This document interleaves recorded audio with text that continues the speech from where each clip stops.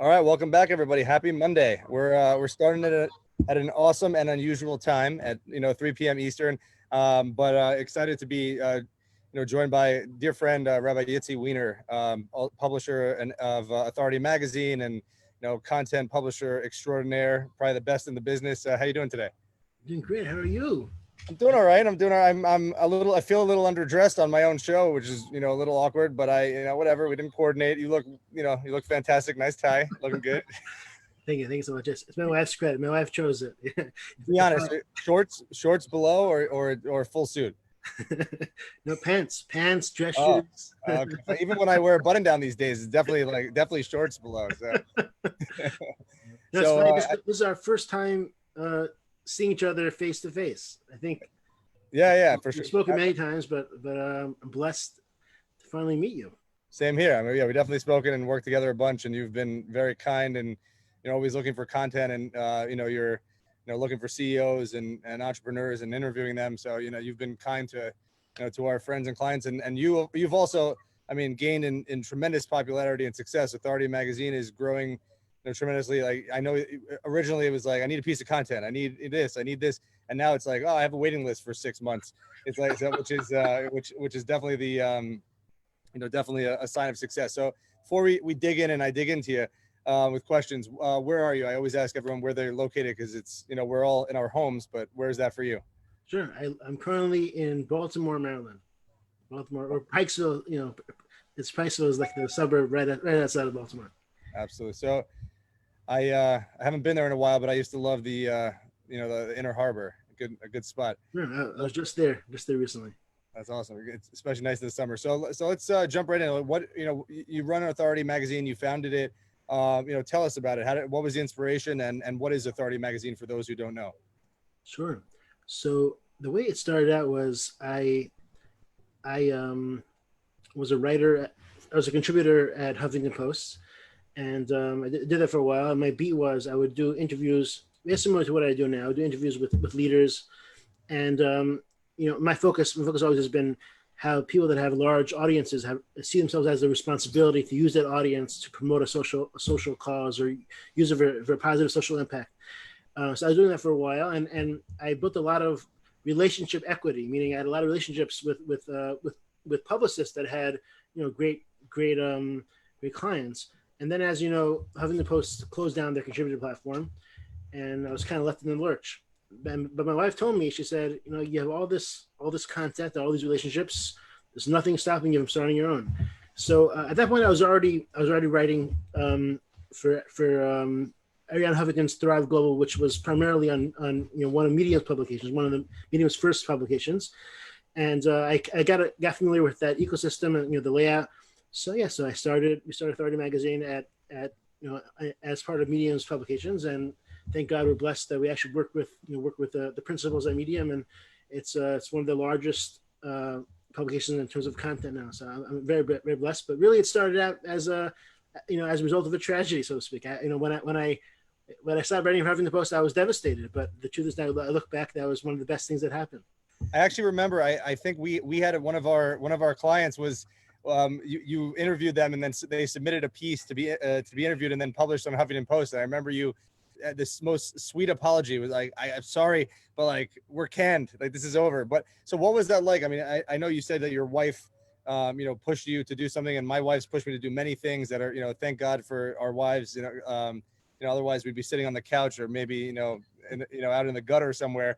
Certainly me. What was that experience like? And what was the process as far as was there a delay? Did you one day this sucks, I'm going to do something about it, let's dig into that a little bit more. Yeah. There was a bit of a delay. It was probably like a month delay. It wasn't too long. So initially, Authority Magazine didn't really have too much traction. So I was writing primarily with Thrive Global, which is Huffington's her latest venture, and but again, once I had those relationships, so really it didn't take too long. To me, that was a big lesson that it's not only the outlet or the brand name, but it's really about relationships. Authority Magazine doesn't have the name of Forbes, but I had the relationships with publicists that would normally expect being in Forbes, and those relationships really, carry the day. So that was a big lesson for me, is the importance of relationships. Absolutely. That's a good lesson for everyone, and certainly helps with sales, with publishing, with pretty much anything, across the board. You also, with Authority Magazine, you have a Thought Leader Incubator. Can you tell us a little bit about that? Sure. So basically, Thought Leader Incubator is so it's a form of earned media. So earned media is basically where you pitch to be featured in the media. Usually that comes in the form of being spoken about. What a Thought Leader Incubator what it does is it's for people that are used to the idea of earned media, but instead of being featured in the media, it's to become part of the media. To basically to be it's to train leaders to become thought leaders, train leaders to become renowned by sharing their thought leadership. So basically, it's kind of like a boot camp where I help leaders become well known by creating a lot of content and interviewing prominent leaders, and then use that content to write a book or to create a podcast or to eventually to do a TEDx talk. So So basically, it's kind of like a good for those who are doing PR. It's a good parallel where instead of being featured, you're the featurer. You're actually the columnist. With that, they would, you would push them to get a column. You'd push them to maybe do an ebook. You'd push them to, do speaking opportunities.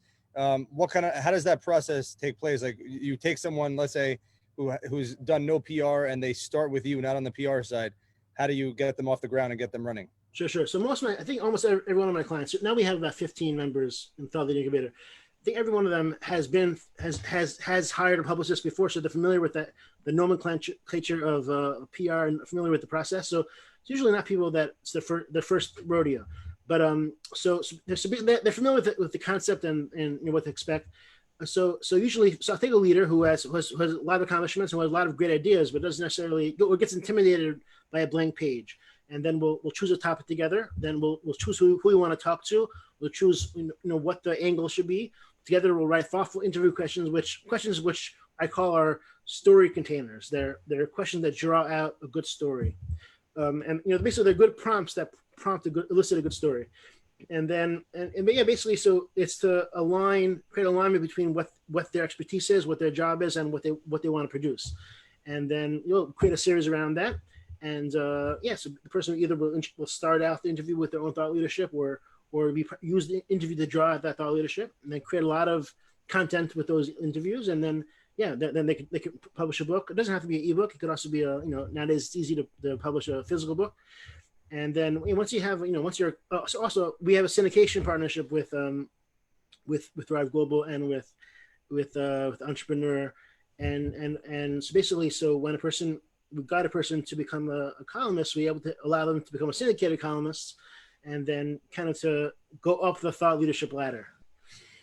That's a great model, and really smart, because I find that a lot of our PR clients, like, some of them buy in and they understand the process, and as you said, the nomenclature of it, and they can handle it, whether it's for them or for their business. But I've also seen plenty of entrepreneurs, CEOs that, like, it's PR for the business, like, be very selfless as far as, like, let my COO talk about this, let my CTO talk about this thing, but they don't focus on marketing themselves, when the CEO or the entrepreneur themselves might be the one that should be marketed, and they don't know where to go. I know we've had entrepreneurs and clients that are shy, and that's sometimes either selfless or shy, which is why they put it off on others. So getting people comfortable. And I had a friend on here who does video series where he has, like, it's more in the law or professional service space. Vic Rajan, he has people come on, they do a Zoom with like 10 or 15 other professionals like themselves, and they talk about themselves on there. So it's this, like, little small ecosystem, and it's not live on Facebook or any other channel,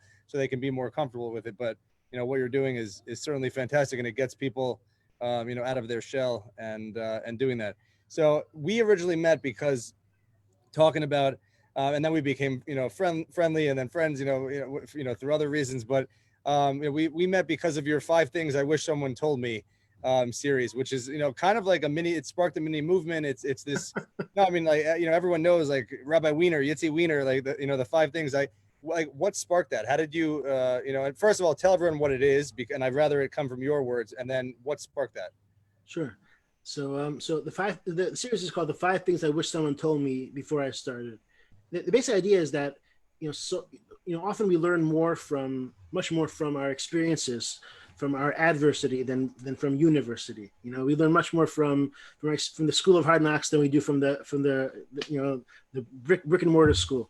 So yeah. So when I ask the leaders, share them, what are the 5 things you wish someone told you before you started? They're able to look back and say, this is what I learned from you know, hard-earned experience. And I find that really usually produces a lot of really thoughtful content. And again, that's really kind of my focus, is to ask questions that bring out stories. So I'm really asking for 5 stories, 5 examples of things that they wish they were told.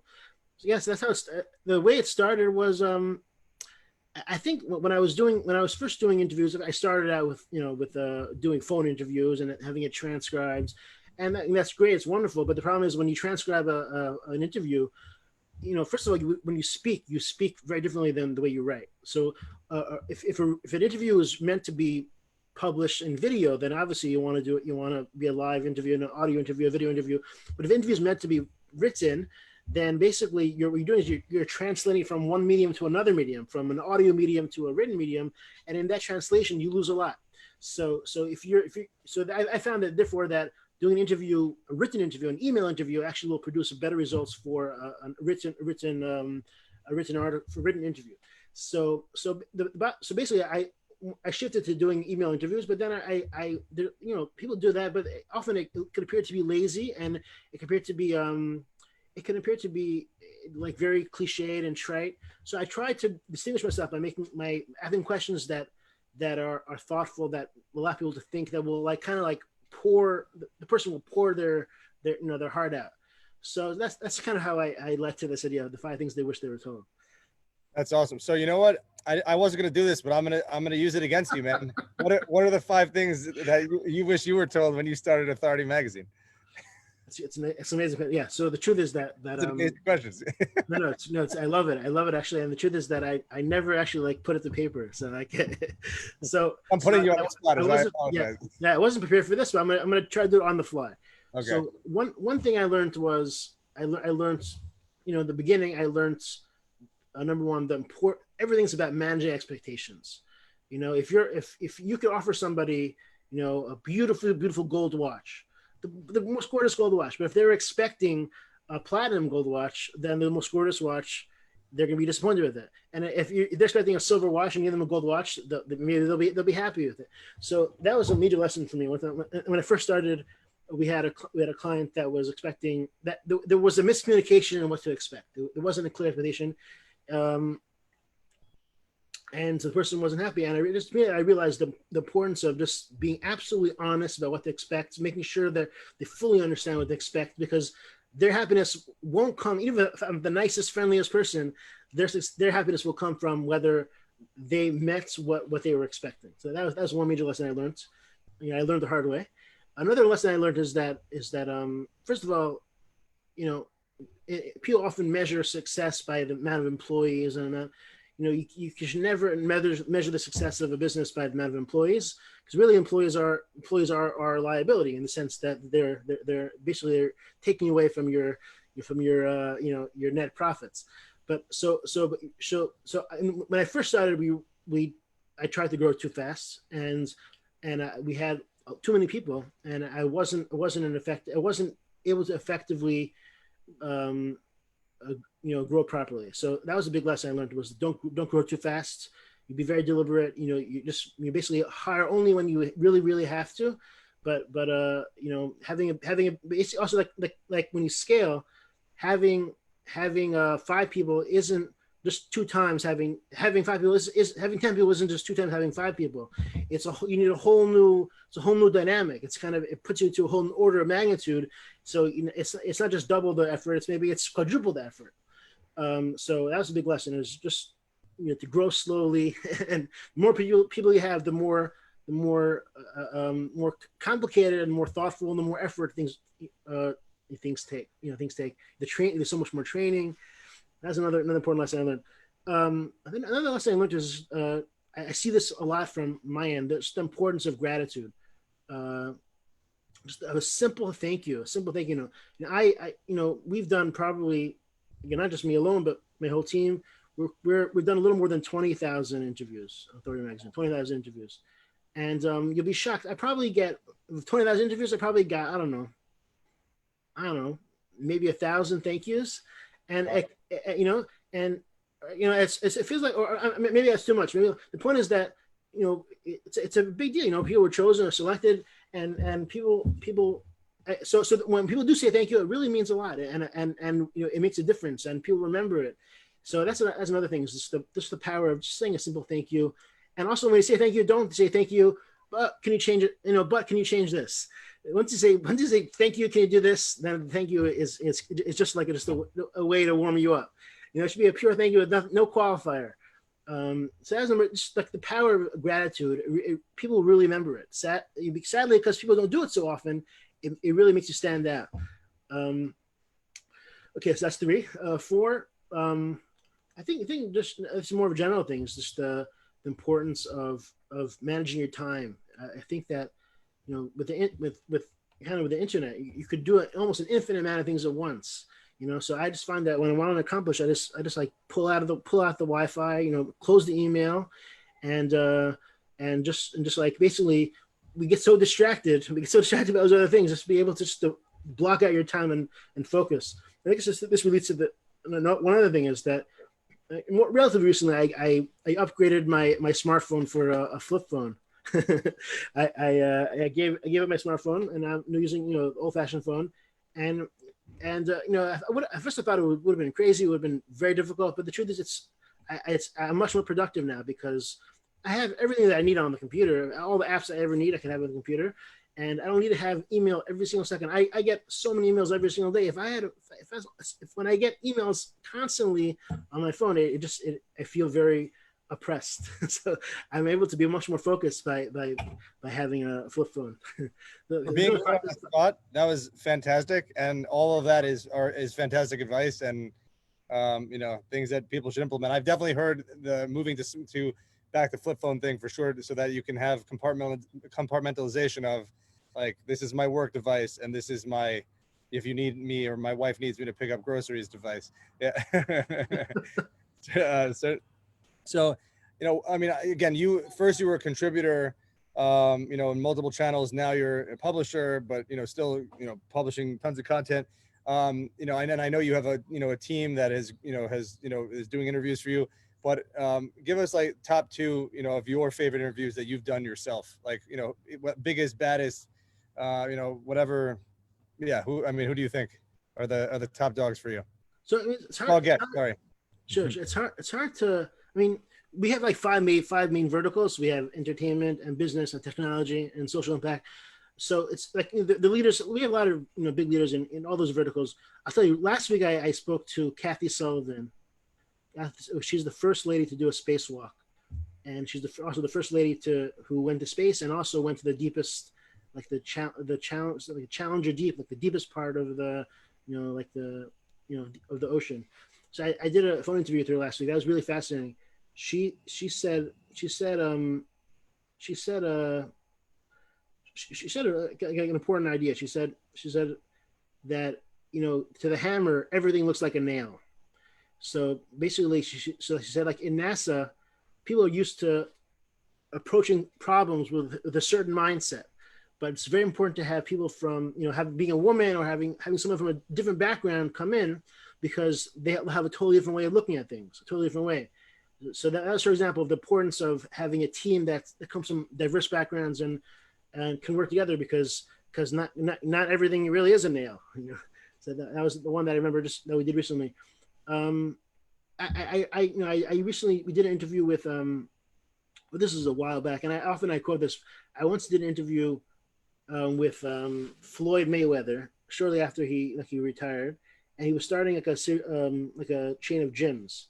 And you know, Floyd Mayweather is a boxer, and you don't think of him as like a, you know, you wouldn't think of him as a person who's like a big philanthropist. You wouldn't necessarily think of that, but he said, like, I asked him, like, how are you using your success to bring goodness to the world? And he said he wants to start a movement for people to trade in their guns for gloves, and, you know, and basically to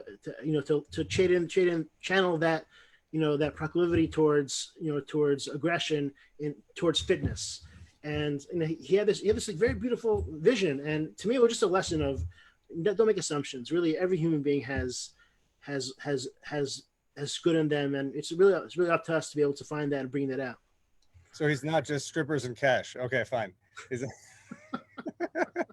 I mean, whatever. Yeah, no, I definitely, that's no, that's an interesting perspective. And both of those, sound like, I mean, to have those conversations with those, huge megastar and, athlete, and someone who, has broken through the glass ceiling and the atmosphere, is also, fantastic.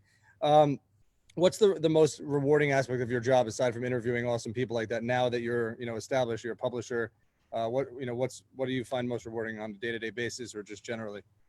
Sure. So, as you know, but your listeners may not know that, I'm trained as a rabbi. I have smicha.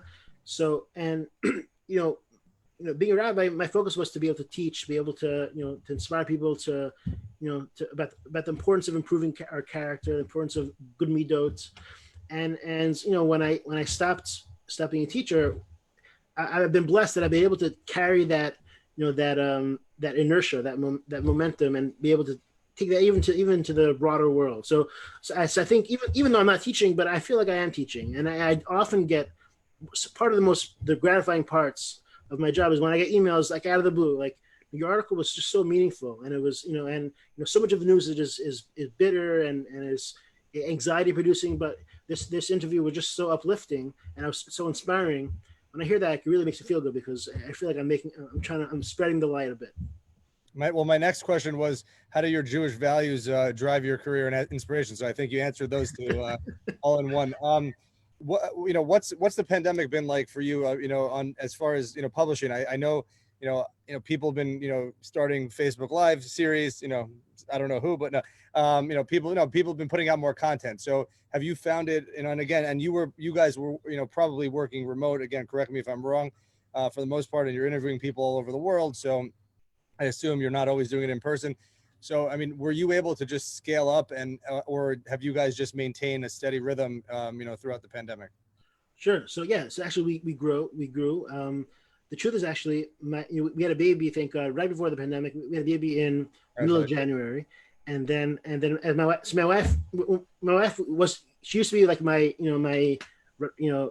right-hand man, so to speak. She would work together with me, but when she had the baby, she encouraged me to take on more help. So basically, I hired 4 people then, and it was very smart. so then once we had the baby, then my wife, she took a leave of absence.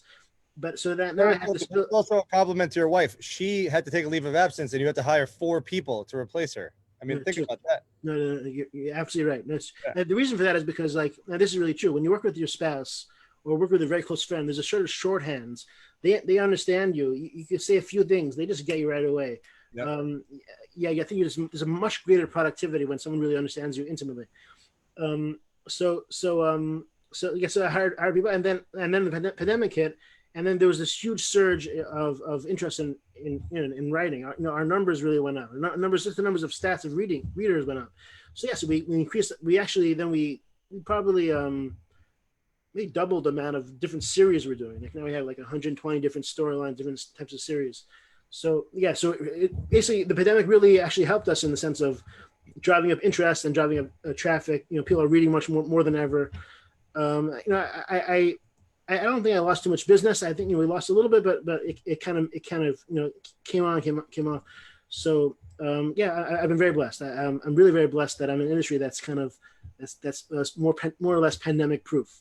Yeah, no, certainly. And I mean, did you find that the interviewees were more inclined to do it now, or were some of them like, oh, I don't know what's going on in the world, I'm going to hold off because I don't want to highlight my career because we might be bankrupt in 2 weeks? Or was there any hesitation on that end, or was mostly people, I'm at home and I'm just happy to talk to another person who's not my family? Sure. And that's a fascinating question. I think I don't recall people saying that, I can't, it's too much, I can't do it. I think though that there was this in the beginning, in March, April, people were terrified. People really thought the world was going to end. People were going out buying guns, all these pictures of the stores being empty. People thought literally it was a be a dystopian apocalyptic nightmare. It doesn't help that you have all these zombie apocalypse movies. It doesn't help that that people thought that's going to happen. So people were just really eager to share like how to support each other, how to see the light at the end of the tunnel. So I found basically that people were very eager to be able to give support, and much of our writing at that point was how to how we can support each other during this time. So yeah, that's been my experience. That's I mean, that definitely good experience and interesting. And as far as like being, pandemic proof, I mean, you're only, again, this is more for the audience, but you're only digital, right? You run through Medium's. Are you still part of Medium's platform? Yeah. Yes, we're digital. We have in the past, and we have the consideration more in the future to collect different articles and to publish them in books, like to be like a physical magazine. But yeah, right now it's not necessary. There's nothing really compelling to do that. Absolutely. Reading on Shabbos, on the Sabbath, that's the only reason. That's why I always say that I like the Wall Street Journal delivered to my house. I like the weekend edition of the paper because, otherwise I don't know what's going on, even though it's really yesterday's news today, but it is what it is. So, before we wrap up, again, you guys are digital, you're pandemic proof, you've interviewed all these amazing people. Have you heard feedback from readers of Authority Magazine that, like, during this pandemic, skies falling, zombie apocalypse, all this stuff going on, but you have all these inspirational leaders and stories across different, verticals? Have people given you feedback like, hey, like, it was really gloomy, and, I read this amazing article, and, I'm positive again, or it changed my perspective, or it gave me hope? And you're seeing, everyone, all this stuff, like, I wish someone told me those, like you said, those are the, the adverse things. We were dealing with tremendous adversity. So, like, how to push through it. The podcast, my interview series is called The Brick Wall, because, like, how do you push through the challenge? Have you heard feedback from folks, about the inspiration that you create by putting out all this amazing content? So I think in general, I have I gotten emails like that. I can't like point to a specific one, but recently I heard a great line, which is that because of, like, after the pandemic, the line was, kindness is the new cool. Kindness is the new cool. That, in the past, what was cool was, people would flex their fancy cars or houses. Now what's cool is somebody who's able to be kind even when things are hard. And I think that's generally been the case, that, those who are the cool ones are the kind ones. I love that. That's inspiring and good. And I know, and I've noticed and told my wife that, like, when we moved to New Orleans, people are nice. They say hi to each other. We're in the Catskills, and spent a lot of the pandemic here. People wave to each other. They move to the side of the road when I'm walking with my daughter, which in Brooklyn, they buzz right by you. And you get hit in the shoulder with the rear view mirror. But people definitely have, been locked down, and I've noticed and seen people become a little bit more selfish, or, a little bit more amped up and angry. We don't know how to, I guess we all need to be re-socialized, just like our children need to be re-socialized and going back to school. We need to be re-socialized. So I think that, that kindness is cool, with a C or a K, it's super important, because we should all understand that, like, just like we've been going through something, someone else has been going through something, and, let's give each other the benefit of the doubt, and give each other a little break. And I have to sometimes swallow that medicine myself, admittedly. I can't imagine that. I associate with always being positive and smiley. I appreciate that. Sometimes there's a pit bull in there, and I bite. No, so you've been quarantining. I mean, what, before we wrap up, like, what's it been like, at home with the family dynamic, and, getting work done? How do you compartmentalize, and how do you balance, especially with having to put out content all the time? Yeah, so that was tricky. It was tricky that I'm used to having. So I worked. I had like an office. It's an office in the house, and it was tricky having the kids home all the time. So what I did was I put on big headphones, and I learned to be able to, like, be in my own zone with having headphones on, listening to a podcast or listening to music. I've been expert in classical music. Like, I recognize that I've been able to pick up, like, recognize classical songs now. But so that's what I did. I would put on headphones. I think in general that it was. I think that while it was hard, I think we're all going to look back with, like, nostalgia and say, remember those simple times where there wasn't any carpool, there was no rush in the morning. We were just all sit on the couch and drink coffee together. I think we're gonna almost forget the hard times and just like remember how simple things were. We could just like stay in the house all together as a family and just have long meals and schmooze and sit on the porch. And that's been that's been a lot of our experience, just sitting together and schmoozing as a family. So that's I think that's a lesson for us moving forward, is that could be one of the greatest pleasures. One of the hardships of the corona, which were everyone being together. It really can be our greatest blessings, and hopefully we should take that forward. Yeah, I appreciate that. So if folks want to find Authority Magazine or find you, I don't know if you want to be found, but if publicists or leaders, entrepreneurs, people want to find you, or someone for the Thought Leader Incubator, wants to find you, where could you be found? Sure. So I'm blessed. I think if you type in the word Yitzi, I think I come up because there aren't too many. It's not too many Yitzis. So yeah, if you type in Authority Magazine or Yitzi Weiner, it'll come up. My email, if you want, my email is rabbiweiner@gmail or editor@authoritymag.co. Cool. I get a lot of emails each day. Yeah, not on your phone, but each day. I encourage everyone, all viewers to also check out, Authority Magazine and everything Yitzis published, because the stories really are inspirational. And you interview, real world leaders and top athletes and professionals. It's really inspirational and awesome what you're doing. So keep up the good work, and let's get that waiting list to a year from 6 months or whatever it is now. It probably is a year by now, but thank you so much for joining me and for taking the time, and enjoy that little baby and your wonderful family. Appreciate it, Warren. It's my pleasure. All right. Thank you, man.